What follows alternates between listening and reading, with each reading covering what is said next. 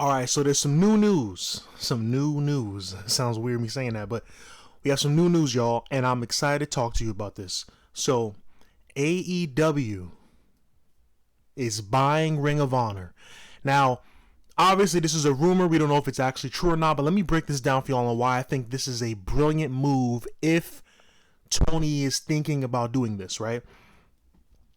I want you to think about AEW's success in the last 2 years as they've progressed, right? It's been pretty solid. They've built a solid fan base. Their averages stay between 900,000 to 1.1 million if we're averaging it, right? Which is really good for a company that was started off the freaking internet. You know what I'm saying? Amazing.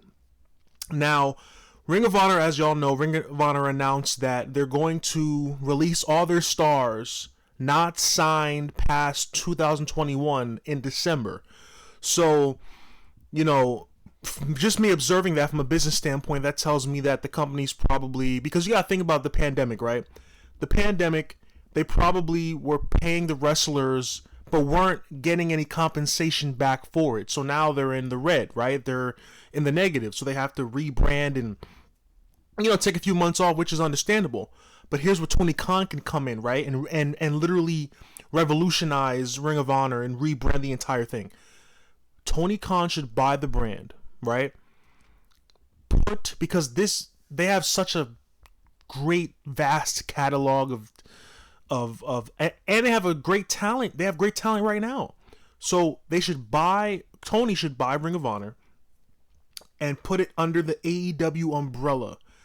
What I mean by that is, think about it as what Vince McMahon did with ECW in 2007, right? How he brought it back as a rebrand, and we're not talking about the 2009 ECW and how terrible that was in the PG era. The 2007, the 2006, 2008, before the PG era's ECW was actually pretty good. I enjoyed it. So, but it was under the WWE umbrella. So you should put, All Elite Wrestling Dynamite and then have All Elite Wrestling Ring of Honor. Now, you ask yourself then, where does Rampage go? Now, let me tell you guys how I feel about Rampage, right? It's not a bad product at all. My thing is with it that the timing is just not good, and it's most times a tape show. So you got to think about the viewer, right? Most of the viewers sat through 2 hours of SmackDown, right? And then mind you, we probably already heard, if the show was taped, we already heard the spoilers and all that. So we sit through a 2-hour live show of SmackDown, which is WWE's better product, to then watch a taped 1-hour Rampage at 10 p.m. I think if it was in a better time slot, it would work better, but I get you don't want to do direct competition with SmackDown. I get it. I wouldn't do that either. It's too early for that. But I don't know. Would you say get rid of Rampage? Honestly, if you sign Ring of Honor, or not sign Ring of Honor is All Elite.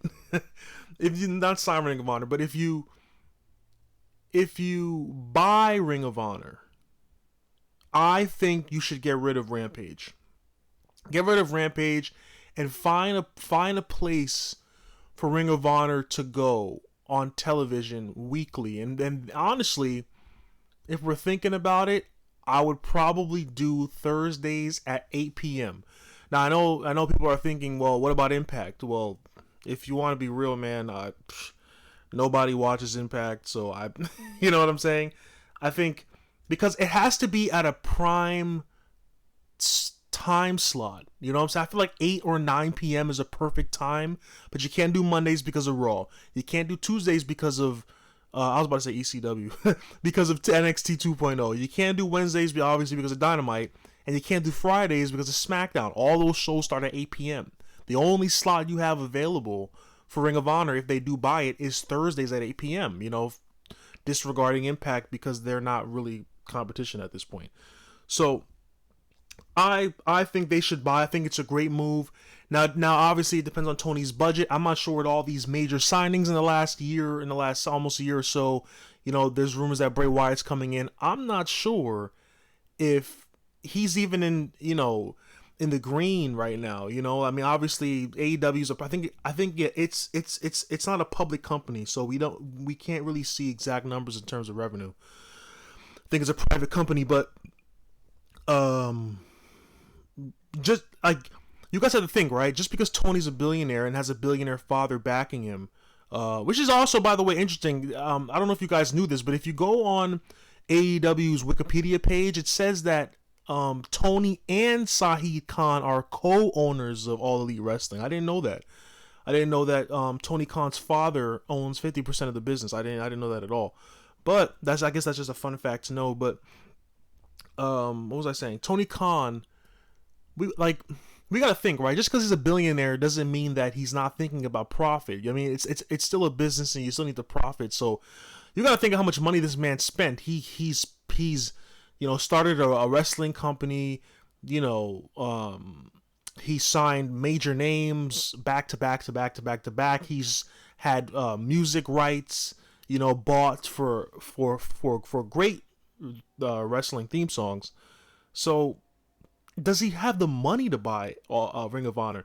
Now, I'll say he probably still might have the money, because Ring of Honor is probably not worth a lot that would hurt Tony Khan's pockets. But then you got to think, it's going to cost to re-sign everybody. It's going to cost to buy the product. Then it's going to cost to put the product on television, because what's the point of buying the product if it's not going to be in front of you know what I'm saying? Like at least potential national audience. So I don't know. I just think that I think it's a great move, but it's a great move with caution, and you should really have a long-term vision in mind of where you want to go with it. You know what I'm saying? Because I mean, if I was Tony, I would buy it. But I feel like if you were to buy it, Rampage would have to go, and I would use Ring of Honor as their kind of like their it's kind of like their second show. I would use it as a mixture of their second show mixed with a developmental, like basically what Triple H was doing with NXT for the last 5 or 6 years before Vince took it back over recently. That's what I would do with it. Make it a brand where you're building up new stars, but then you still have to have credible stars on there, to get the ratings and all that. But I would make it a hybrid of both those ideas in one, and I would have Wednesday night Dynamite and Thursday night Ring of Honor, both at 8 p.m. And that's what I would do. And I would get rid of Rampage, because then I feel like 2 wrestling shows in a row, back to back on Wednesday and Thursday nights, and then you have SmackDown, then Rampage. Rampage would just be Overlord at that point. It would just be too much. So I think, yeah, and I also heard about them starting a streaming service soon with HBO, which I'll probably make a separate video on that. But I think it's a great idea, Tony Khan, if you're thinking about buying it, but also think about the long-term vision of it. And also, you guys got to think, too, why Tony didn't buy Impact Wrestling. I mean, he decided to do a partnership with them for a short time, and then they parted ways recently as far as their business relationship goes, but he didn't buy them. You know what I'm saying? I mean, people thought at the beginning that he was going to buy them, and he didn't. He just did a short-term partnership, which is cool. I mean, it was great. I mean, we got the Young Bucks being able to have the full elite on there with Gallows and Anderson, which I love Gallows and Anderson. And what else? Yeah, like we had Christian Cage on there as the Impact champion. You know what I'm saying? We had the Kenny Omega crossover, the belt collector. So it was great. It was great stuff. It was just, I guess it was a short-term deal, but what do you guys think about the ROH talk of Tony Khan buying it? Comment below, like the video, subscribe. Until next time, I love you.